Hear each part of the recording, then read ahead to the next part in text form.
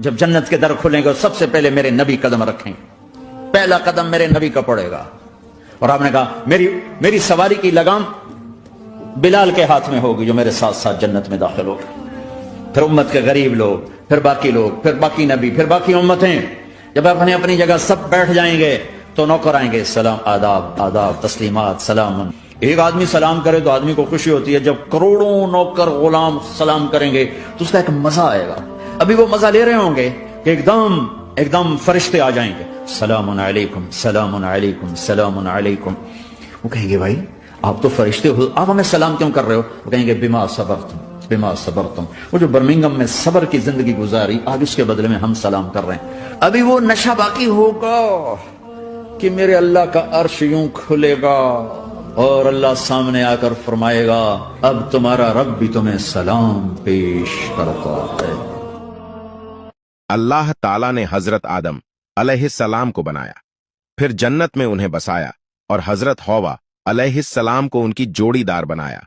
وہاں انہیں ہر طرح کی نعمتیں دی گئیں، لیکن ایک شرط تھی، اس درخت کے قریب مت جانا. یہ شیطان کو ناگوار گزرا.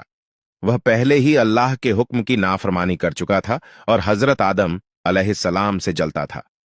اس نے انہیں بہکانے کی ٹھان لی. کیا تم ہمیشہ کے لیے جنت میں رہنا نہیں چاہتے؟ یہ درخت تو امر ہونے کا راج ہے. اگر تم اس سے کھاؤ گے تو تمہیں کبھی موت نہیں آئے گی.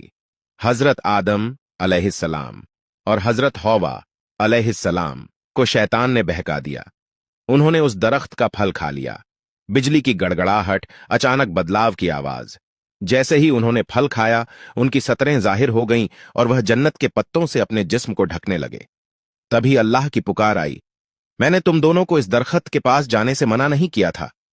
حضرت آدم علیہ السلام اور حضرت حوا علیہ السلام فوراً پشچاتاپ کرنے لگے. اے ہمارے رب، ہم نے اپنے اوپر ظلم کیا، اگر تو ہمیں معاف نہیں کرے گا تو ہم برباد ہو جائیں گے. اللہ تعالیٰ نے ان کی توبہ قبول کر لی، لیکن جنت میں رہنے کی نعمت ان سے چھین لی. اللہ تعالیٰ نے حضرت آدم علیہ السلام کو ہندوستان کے ایک حصے میں اور حضرت حوا علیہ السلام کو مکہ کے قریب ایک جگہ اتارا. دونوں الگ الگ رہے اور بہت روئے. بعد جب ان کی توبہ پوری طرح سے قبول ہو گئی تو اللہ تعالیٰ نے انہیں مکہ میں ملایا. وہیں پر انہوں نے پہلا گھر کعبہ تعمیر کیا اور عبادت میں مصروف ہو گئے. اس واقعے سے ہمیں یہ سیکھ ملتی ہے کہ انسان غلطیاں کر سکتا ہے، لیکن اصلی مومن وہی ہے جو توبہ کر لے. اللہ رحم کرنے والا ہے، مگر اس کے حکم کو ماننا ہی ہمارے لیے بہتر ہے. یہ تھی حضرت آدم علیہ السلام اور حضرت حوا علیہ السلام کی کہانی.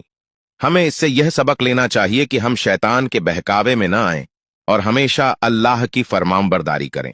میرے نبی نے فرمایا کہ جب میں جنت میں گیا تھا تو مجھے قرآن کی تلاوت کی آواز سنائی دی تھی. تو میں نے جبریل سے پوچھا کہ یہ آواز کس کی ہے؟ مجھے کہا گیا کہ حارثہ بن نعمان. تو آپ نے فرمایا کہ حارثہ تو ابھی مرا نہیں، ابھی تک زندہ ہے اور مدینہ میں بیٹھا ہوا ہے. تو یہ کیسے ہو سکتا ہے کہ اس کی آواز جنت میں سنائی دے رہی ہے؟ تو فرشتوں نے کہا یا رسول اللہ صلی اللہ علیہ وسلم، انہوں نے ماں کی ایسی خدمت کی. تو اللہ نے خوش ہو کر حکم دیا کہ جب حارثہ بن نعمان قرآن پڑھے تو ساری جنت کو ان کی آواز سناؤ. سبحان اللہ. جب کوئی نوجوان گناہوں کا راستہ چھوڑ کے سچی توبہ کرتا ہے تو فرشتے ایک دوسرے کو خوشخبریاں دیتے ہیں.